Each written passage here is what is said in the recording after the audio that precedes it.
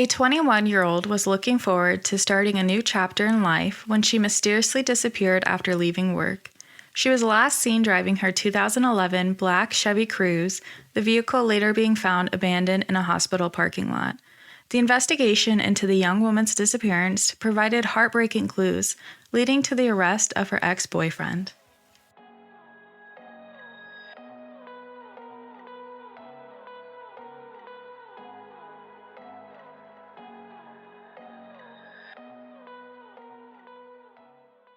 Welcome to Without a Trace. I'm your host, Jolynn. Every file holds a mystery. Every story deserves to be heard. This is Kelsie's story. Continue to cover our top story tonight. The search for Kelsie Schelling. The 22-year-old went missing 4 years ago. She was last seen in Pueblo. Today, law enforcement following new leads in the case. On February 4th, 2014, Kelsie drove from Denver to Pueblo and was never seen again. New information right now about a 22-year-old woman missing for months. Now the family of Kelsie Schelling says that they believe the young woman was pregnant when she disappeared. Kelsie Schelling was born on February 18, 1991, to Laura and Doug. She grew up alongside her brother Colby in Holyoke, Colorado. As a child, Kelsie loved being outdoors and driving the county back roads of her small town on an ATV. She was a firecracker with a big personality and an even bigger laugh. Kelsie loved the beach and dreamed of moving to California someday. As a teenager, Kelsie's life got a little complicated when her parents divorced. She took it the hardest, and after falling into depression, Kelsie tried to take her own life. Meanwhile, Laura met and married Kelsie's stepfather, Neil, who brought with him her stepsisters, Bailey and Sierra.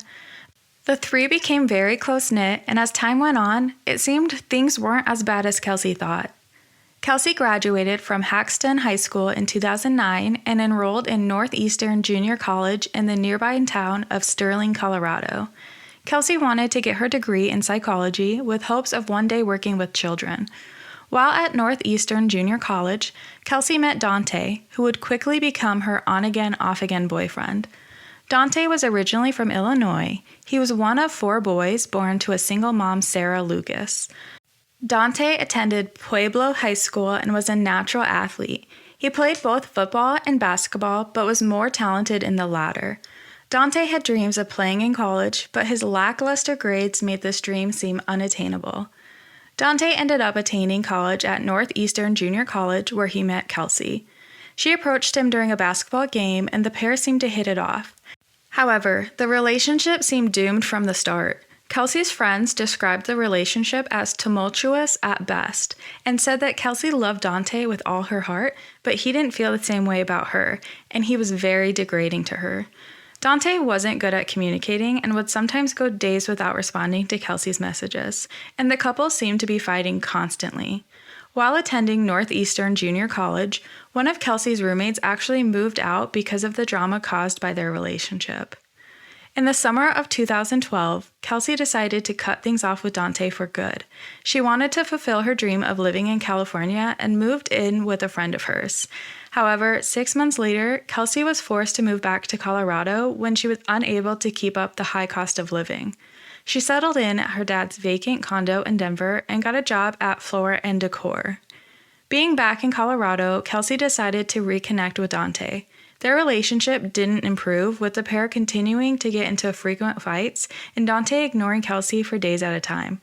Just 2 months after returning to Colorado, in December of 2012, Kelsie discovered she's pregnant. The pregnancy was unexpected, but Kelsie's parents were ready to rally around her and support their daughter. Dante had mixed reactions to the change, and at times he seemed angry and not ready for a change, but other times he seemed neutral. Kelsie was hoping for a baby girl and already had a name picked out, Kadri. On the evening of February 3rd, Kelsie and Dante were fighting over the phone. He asked that she come to Pueblo, but she told him she had a doctor's appointment in the morning. She texted him saying, quote, "You don't have to be in a relationship with me. You don't even have to marry me. You don't have to have a happy little family with me. You have no obligation to me. You're good. Don't worry. Good night." Dante replied, "Oh, I know that. Thanks for stating that for me, though." On Monday, February 4th, 2013, Kelsie started her day off by attending her first checkup since learning she was pregnant. At this appointment, Kelsie is told she is 8 weeks pregnant. Kelsie shared a picture of the sonogram with Dante, who responded, "What is that? Why would I even want to see that?" Kelsie then went to work her shift at Floor and Decor. After Dante snubbed the sonogram, he texted Kelsie saying he had a surprise for her and asked if she could come to Pueblo so he could give it to her in person. When Kelsie asked what the surprise was, he told her she wouldn't believe it even if he did tell her. Kelsie texted Dante later that day at 5:40 p.m. saying, quote, "I'm done fighting with you, Dante. We can't even go a day without fighting or having hatred for each other. I'm tired of being miserable. This isn't me. I'm always happy. I don't even remember the last time I was happy. I can't do it anymore." After a long day at work, Kelsie clocked out of work at 9:54 p.m. and got in her car and drove to Pueblo for the surprise, which she told a friend she thought might be a proposal. She met in the Walmart parking lot at the request of Dante. At 12:14 a.m., he told her to leave the Walmart and to meet him, quote, "where they usually do." Kelsie then headed to his grandmother's neighborhood and parked on a street near the home. She waited until 12:32 a.m., then texted him again saying she had been waiting for him for over an hour and asked where he was, but there was no response. At 2:40 a.m., Kelsie's phone made a call to a romantic interest of Dante's who Kelsie didn't even know. The following day, a coworker texted Kelsie to ask how the doctor appointment went. The reply she received is that Kelsie lost the baby. The coworker later called Kelsie's phone, but the call wasn't answered. Shortly before noon, texts from Kelsie to Dante are recorded saying, "Thanks for caring. I miscarried, Dante. Nice to know you didn't even care about the baby." None of Kelsie's friends or family were hearing from her, and they began to worry after she failed to show up for work. Multiple people reached out to her asking about her whereabouts until Kelsie texted a friend that she was in the emergency room suffering a miscarriage. Kelsie didn't answer any phone calls and simply told her parents she wasn't feeling well and would get back to them in a day or two. Many people noticed the punctuation and grammar in these texts were lacking from Kelsie's usual style of texting. A few days later, on Wednesday, February 6th, Kelsie didn't show up for her shift at work. That morning, around 7 a.m., her supervisor, Savannah, tried to reach Kelsie, but the calls weren't answered. However, Kelsie was quick to respond to texts. Kelsie texted Savannah, quote, "Not having a baby. Please don't tell anyone." Savannah responded asking what happened, and Kelsie replied, "It was growing in the wrong place. Please don't tell." Later that day, a friend texted Kelsie to see how she was doing and received a response that Kelsie was tired and trying to sleep. Kelsie's father, Doug, tried calling Kelsie, and she never got back to him. He later received a text message saying, quote, "I'm not feeling good, laying on the couch." On Saturday, February 9th, Kelsie's mom, Laura, called Dante to ask if he had seen Kelsie. He told Laura he last saw Kelsie on Tuesday, February 5th, around 2 or 3 a.m., where they got into an argument and she left. He assured Laura he'd call if Kelsie reached out to him.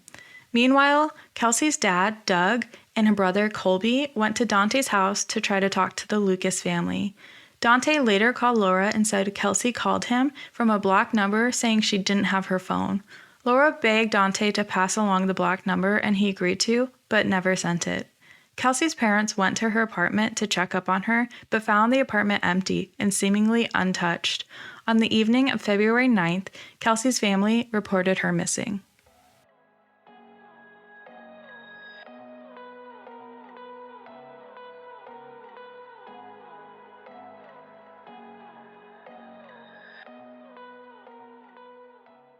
Kelsie's family and investigators believed she had likely met with foul play since her apartment revealed nothing out of the ordinary.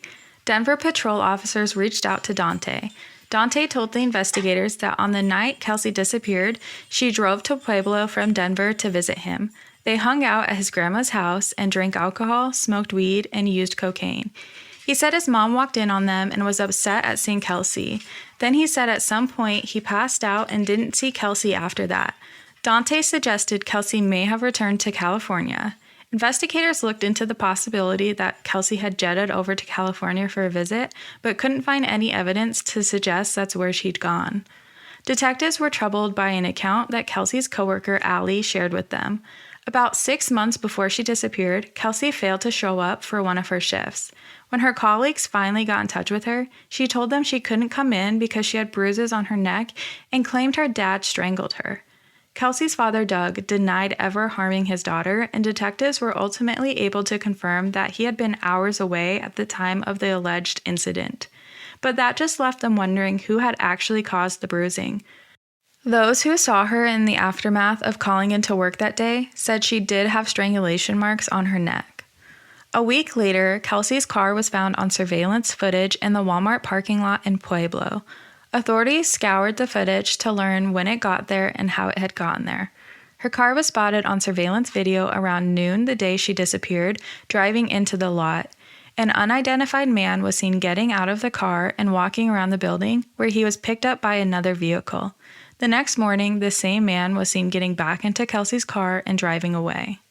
8 days after Kelsie's car drove out of the Walmart parking lot, it was found sitting abandoned in the parking lot at St. Mary Corwin Hospital in Pueblo. The St. Mary Corwin Hospital confirmed Kelsie had never been a patient there. Again, surveillance footage showed an unidentified man, believed to be the same man from the previous footage, driving the car into the lot that morning at 5:30 a.m. on Thursday, February 7th. Kelsie's mom, Laura, stated the day that her car was found, that was the day she knew Kelsie was deceased, because she knew there was no way, as Kelsie was very attached to her things, and there was no way she would abandon her car. On February 15th, Dante was arrested on 3 counts of identity theft and theft of less than $500. The day after Kelsie disappeared, someone used an ATM in Pueblo to withdraw $400 from her bank account. Surveillance footage captured Dante withdrawing the money from her account while driving her car at the time. Authorities in Pueblo brought Dante in for questioning, and his story about the night of Kelsie's disappearance kept changing. He first told police he met up with Kelsie around 2 a.m., but then placed the time closer to midnight. He told them they stayed at Walmart, went to his grandmother's house, and in one account, he alleged that they went to the hospital and Kelsie lost the baby there. After being caught in a verifiable lie, Dante became flustered and requested a lawyer. Investigators found evidence that Kelsie often lent Dante her bank card and vehicle in the past. Authorities came to believe that Kelsie was taking out loans for him for what he told her was his continued education. After dropping out of Northeastern Junior College, Dante told Kelsie he was taking classes at Emporia State College, which is based in Kansas. Dante was not continuing his education and was not taking classes at Emporia State College. Police were forced to release him because there wasn't enough evidence, though they believed he was involved in Kelsie's disappearance.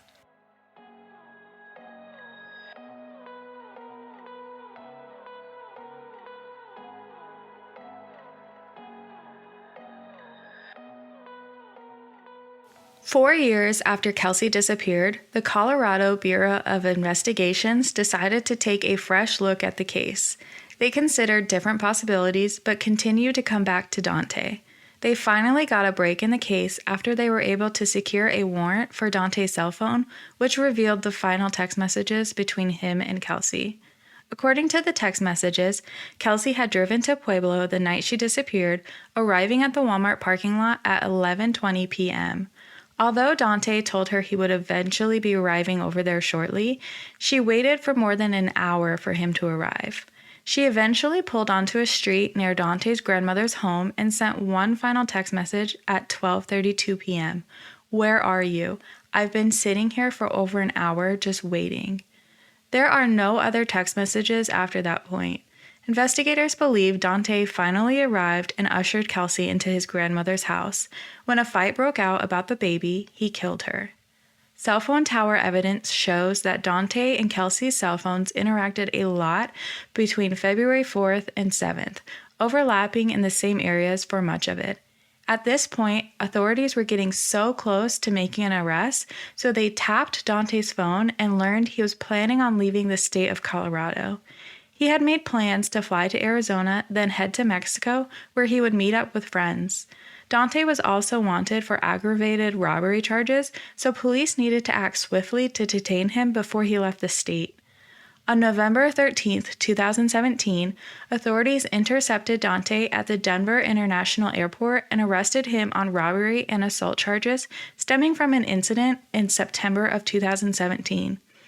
A few months earlier, on September 1st, police were called to a home in Pueblo for a report of an armed robbery. A man sustained injuries to his arms and head after stopping by to visit a friend in the neighborhood. He was ambushed by a group of people who rushed towards him from the very house he was planning on visiting. Dante held a gun to the man's head and pistol whipped him while a woman, later identified as Dante's mom Sarah, stole $1,000 cash from the vehicle. Dante and his brother Deshaun were identified from a lineup. Deshaun was arrested on the day following Dante's arrest, and Sarah was arrested on December 1st. On December 1st, 2017, while in jail on the robbery charge, Dante was charged with the first-degree murder of Kelsie. While interrogating him, Dante told police he and Kelsie were never officially together. When questioned about Kelsie's whereabouts, he changed his story from saying she had gone home after hanging out around 2 or 3 a.m. to instead saying she stayed overnight in Pueblo, spending the night in her car.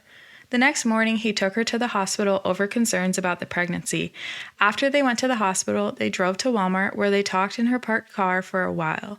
Dante then left Kelsie there and was picked up by his mom.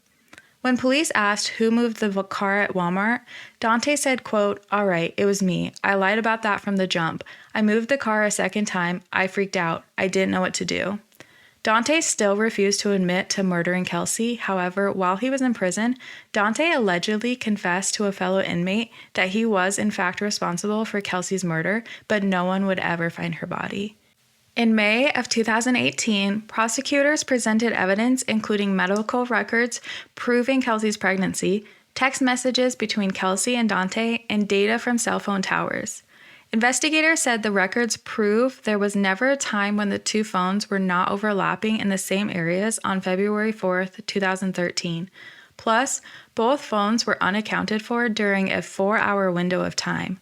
The judge found that the prosecutors proved probable cause, and the prosecutors successfully argued to keep Dante in jail without bond.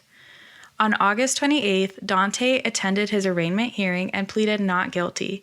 The trial date was initially set for April 2, 2019. However, in January of 2019, both the prosecution and defense said they would not be ready to go for the trial by early April 2019 because of an additional 125 witnesses who could possibly be called to testify. The trial was then scheduled for July 30th, 2019, but at that time, Dante's lawyers said they had new scientific evidence and needed more time to review it. In December 2019, the judge postponed the trial until May 2020 as a new lawyer joined the defense team. In December 2020, the trial was officially set to start on January 25th, 2021. On February 3rd, 2021, almost 8 years to the day Kelsie disappeared, opening statements began in the murder trial of Kelsie's on-again, off-again boyfriend. Several witnesses testified, including the handler of the cadaver dog, Radar, who alerted near a tree in the backyard of Dante's home. Investigators later excavated the yard in April of 2017, but found nothing. Radar also alerted when presented with floor mats and the trunk liner from Kelsie's car. Loved ones testified to Dante's violent nature, sharing a story of a time Kelsie confided that he had gotten violent in the past, pushing her when he got upset. Investigators presented DNA found in Kelsie's car. The trial lasted 2 weeks. Jurors deliberated for only a few hours, coming back with a guilty verdict. On March 8, 2021, Dante was sentenced to life without parole. He is currently serving out his sentence in the Lyman Correctional Facility in Lincoln County, Colorado. At the end of the hearing, Laura said, quote, "We are very thankful for this outcome, but in the end, I didn't get Kelsie back, and that's what I wanted more than anything." Kelsie's body was never found, but based on the phone pings, authorities believe her body was dumped in the landfill in Pueblo, Colorado, sometime between 5 p.m. on February 5th and 5:30 a.m. on February 6, 2013. An unknown person damaged a padlock that secured the gate at the landfill. The landfill is a short distance from the neighborhood where Dante lived. His cell phone pinged off a tower in the area of the landfill on the night of February 5th. Cadaver dogs have not been able to search the landfill as that environment has too many scents and would overwhelm the dogs. Kelsie's family is still offering a $50,000 reward for information that leads to the discovery of her remains. Anyone with information is asked to contact the Colorado Bureau of Investigation at 719-250-8690. Thank you for listening to Without a Trace with your host, Jalen. I hope you enjoyed our deep dive into Kelsie's disappearance. If you enjoyed today's podcast, please subscribe and follow the podcast on social media. Join me next week as I dive into another case.